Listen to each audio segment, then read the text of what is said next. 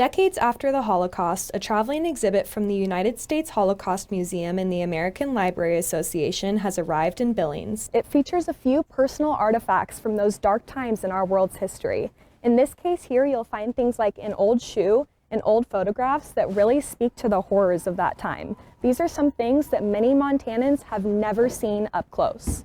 I just feel like most of the men that were in the Second World War are passed away.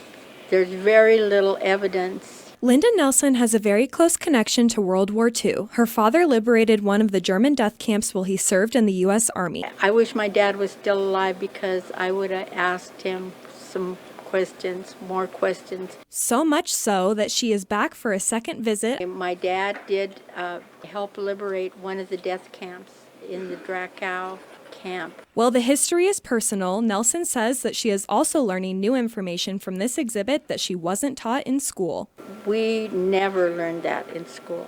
We never did. A Billings native who says she wishes she was taught more, and another Billings resident is working to also spread that knowledge in the history of the Holocaust many don't know. If you can think, if you can influence, especially the younger generation, bring children and tell them, depending on the age and how you approach it, to tell them that we have to be very careful in what we say and what we do. Uri Barnea is a retired rabbi whose family survived the Holocaust by fleeing from Berlin to Palestine. Barnea presented at the opening night of the Americans in the Holocaust traveling exhibit, an exhibit that is only visiting 50 libraries in the U.S., and Barnea hopes it has an impact. In '93 and even before, there were a lot of racist activities. My home was the first one to be attacked, and I got a KKK literature at my door. So Billings has, at times, some dark spots in its image. A dark past, but a bright future thanks to exhibits like this one that showcase the good, the bad, and the ugly of history, and it will be showcased until December 20th. In Billings, Kelsey Marison, MTN News.